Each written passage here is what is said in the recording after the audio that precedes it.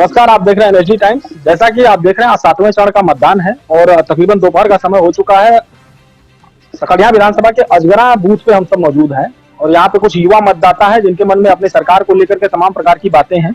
कुछ सपा समर्थक हैं और कुछ बीजेपी समर्थक हैं। उनकी मन की बातों को हम जानने का प्रयास करेंगे कि किसकी सरकार बेहतर हो सकती है। हमारे साथ मौजूद है एक सपा के कार्यकर्ता। बताएं, कैसी सरकार चाहते हो आप? आपकी सरकार महंगाई और बेरोजगारी पे। मुद्दा क्या होगा? महंगाई और बेरोजगारी। महंगाई और बेरोजगारी जी। इस मुद्दे को दूर कौन कर सकता है? समाजवादी कौन कर पार्टी। सकता है? हम सभी युवाओं से अपील करते हैं वो समाजवादी पार्टी को वोट करें। जी। ऐसी कौन सी योजना समाजवादी पार्टी की आपको पसंद आ गई कि युवाओं से अपील करने के लिए आप इस पर आ गए? हमारे योजना जो सरकार की है वो युवाओं को लेकर जो वैकेंसी वगैरह है, चाहे शिक्षक भर्ती हो, यूपी पुलिस को हो, किससे रिलेटेड है। वर्तमान सरकार के 5 साल को भी आपने देखा और पिछले 2012 और 2012 से लेकर के 2022 तक आपको ऐसा कौन सा परिवर्तन आपको देखने को मिला है अपनी विधानसभा में? हमारे विधानसभा में कोई परिवर्तन नहीं। यहाँ से लेकर चले जाइए चंदौली तक, पूरी रोड की स्थिति देख लीजिए। चाहे हमारा ये चहनिया से जो ब्लॉक वाला रोड है मुगलसराय देख लीजिए, पूरा रोड है यहाँ पे, सब कुछ कोई अच्छा नहीं है। तो इसके इन कमियों के लिए आप जिम्मेदार किसको ठहरा रहे हैं? हमारे जो यूपी के मुखिया हैं जी। पर आपके अगर देखा जाए तो जिसकी बात आप कर रहे हैं उसके लिए 500 करोड़ रुपए पास भी हो चुके हैं और आपके 2024 से पहले इस रोड के नवीनीकरण 6 लेन बनने ये जा रहा है। 5 साल चुनाव सत्ता में रही है सरकार। 5 साल पहले 5 साल में तो आपके ये तो चुनाव को देखते ही देखिए। 5 साल तो आपके वर्तमान विधायक की भी सरकार रही है। विधायक है ना, वो क्या कर सकता है जो सत्ता में नहीं है ना। वो एक हम लोग क्षेत्र में जब भ्रमण कर रहे थे तो एक सुनने को मिला कि जिस रास्ते पे खुद विधायक जी का मकान है वो रास्ता स्वतः नहीं बन पाया। कम से कम ये कार्य कराने में विधायक जी क्यों विफल रह गए? जब सत्ता नहीं है तो वो क्या कर सकता है? मतलब वो सत्ता नहीं है तो उनको निधि पास नहीं हुआ, इसका जिम्मेदार आप लोग बता रहा है। अच्छा, चलिए, ये थे हमारे सपा के लोग और हमारे साथ बीजेपी के भी एक मौजूद है। क्या लगता है इनके आरोप आपके पार्टी पे? देखिए, ये तो सबसे पहले ये मेरे मित्र है जितेंद्र यादव जी। मैं इनकी बातों का सबसे पहले इस बात का खंडन करता हूं कि जो इन्होंने बोला कि बेरोजगारी का मुद्दा, क्योंकि ये जितेंद्र और हम बचपन से साथ में पढ़े हुए हैं। आज इन्हीं 5 सालों में हम लोग का उम्र नौकरी का नहीं हुआ। हम लोग का उम्र जो है बहुत दिन से हुआ था, लेकिन उसके पहले ना हम डीएम थे ना ये मेरे भाई साहब कहीं के एसएसपी थे। ठीक है, सबसे बड़ी बात कि अगर हम लोग ये कहें कि हम लोग मोदी योगी की सरकार में हम लोग को जॉब नहीं मिली या हम लोग नहीं कर पाए, तो ये भी जानते हम भी जानते हैं कि हम लोग अनेक प्रकार की पढ़ाई करके लास्ट समय हम लोग बीटीसी करने लगे।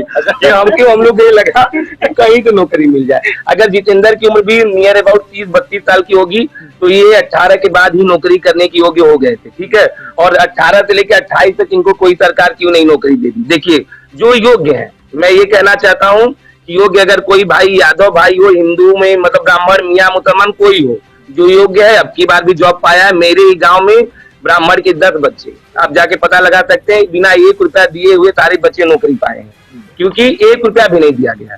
लेकिन जो योग्य, अब हमें कुछ ऐसा ना करिए पढ़े न भाई, माई पोथिया दे वाली बात हमारे जितेंद्र भाई करते हैं। बताए मित्र से कहना चाहते हैं कि जो योगी बाबा हेलीकॉप्टर से जाते हैं तो उनको बुलडोजर दिख जाता है, और जब वो हेलीकॉप्टर से जाते हैं तो वो जो हॉस्टल में प्रयागराज में बच्चों को मारा जाता है या जो बच्चे ये महीनों धरना प्रदर्शन देते हैं लखनऊ में, वो नहीं दिखता है योगी बाबा को। हम ये कहना चाहते हैं, जो इन्होंने ये इलाहाबाद वाली घटना बताई, तो अगर जो सच्चे विद्यार्थी हो, आप इस बात का ध्यान दीजिए, जो पढ़ने वाले बच्चे हैं उनको किसी नेता पर दुनिया से मतलब उनका मेन लक्ष्य स्टडी पढ़ाई लिखाई का होना चाहिए, है ना। लेकिन क्या हुआ, हमारे जो कुछ युवा जैसे सारे लोगों को नहीं मारा गया, इस बात का ध्यान दीजिए।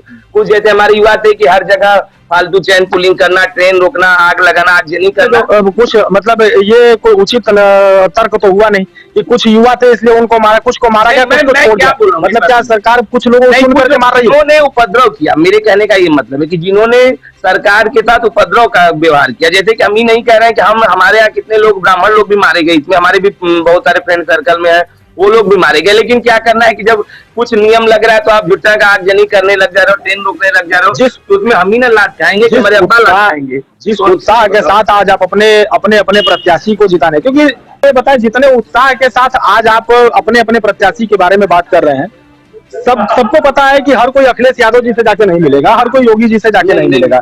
हमारे क्षेत्र का प्रतिनिधि हमारे समस्याओं को सुनेगा और हम उसका निराकरण करेगा।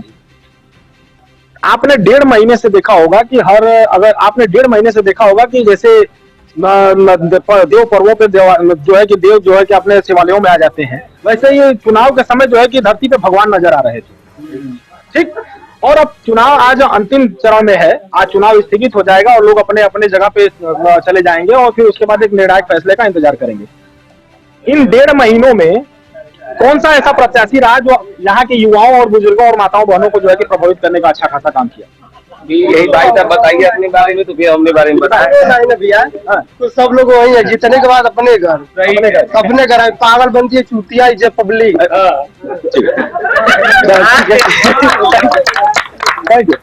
मतलब मतदान सिर्फ देखिए औपचारिकता बस हो रहा है या आपकी उम्मीदों पर भी खरा उतरेगी? देखिए हमारे यहाँ सकलडिया विधानसभा की सबसे दुर्भाग्यपूर्ण ये बात है कि यहाँ से जो जीता उसका सरकार नहीं बनता। ये बात जो सर बता रहे हैं, और इसलिए ये सबसे पिछड़ा हुआ इलाका आप लोग कहीं से पता लगा लीजिए, हमारा सकलडिया विधानसभा है। जब यहाँ से अगर प्रभु जीतेंगे तो यह बीजेपी की सरकार बन जाएगी। सुशील सिंह अंगूठी से जीतेंगे तो सपा की सरकार बन जाएगी। मतलब आपको लगता है कि इस बार अगर सुरमुनी तिवारी जीतेंगे तो अखिलेश यादव की सरकार बनेगी? मेरी बात, ऐसा भी हुआ है जब 2002 में माननीय प्रभु नारायण सिंह जी यहाँ से जीते, माननीय सुशील सिंह विधायक को 26 वोटों से हराकर, तब उस समय केंद्र में मुलायम सिंह यादव की सरकार बनी है। उसके बाद 2007 में जब सुशील सिंह विधायक हाथी से जीते हैं तो तब भी बहन मायावती की सरकार 2007 में बनी है। लेकिन ये अक्सर एकाध बार देखने को मिलता है, अक्सर ये जो फेर वाला कार्यक्रम में चलता रहता है। सरकार किसी के भी बने, जितनी एकाग्रता के साथ आज आप यहाँ अपनी बातों को रख रहे हैं, सरकार का कोई भी प्रतिनिधि यदि चुन करके आता है तो यहाँ की समस्याएं, ऐसी कौन सी समस्याएं हैं जो चैनल के माध्यम से आप उन तक पहुंचाने का काम करना? हमारी तो सबसे बड़ी समस्या रोड का है। पहली बात काहे कि जो हम लोग को सर्वाइकल का दर्द होने लग जाता है। सबसे बड़ा काम कोई भी जीते, हम जितेंद्र जी यही कहेंगे कि अगर आपकी सरकार बने या मेरी बने, पहले हम लोग को रोड दिया जाए, सबसे पहला काम। उसके बाद जो हम लोग के युवाओं के लिए पलिया का जो फील्ड है उसको बढ़िया देगा। और दूसरी बात, ये हाथ जोड़ के निवेदन है, यहाँ एक बार भर्ती लाई जाए, क्योंकि बच्चे जब उम्र है जब दाग जाएगी तो हम लोग की तरह घूम के बाद में बीटीसी करने लगेंगे। सबसे बड़ी समस्या यहाँ पे जो है बेरोजगारी का तो रोना जो रो रहा है वो रो ही रहा है, लेकिन जो रोजगार पाए हुए हैं, जो खुद एक रोजगार बनाए बैठे हुए हैं, वो भी बेरोजगारी का रोना रो रहे हैं। जिसमें हमारे अखिल जी हैं, ये भी अपनी बात जो है कि रखना चाहेंगे। जनता ऐसी सरकार होनी चाहिए। सरकार देखिए, जनता जो चाह रही है वो सब देख रहा है। अच्छा। कि जनता के अंदर क्या उत्साह है। जनता ये चाह रही है कि ये लोग इतने भ्रष्ट हो चुके हैं, जातिवाद के लोग ला चुके हैं कि जनता को परेशान कर दिया हिंदू मुस्लिम करके।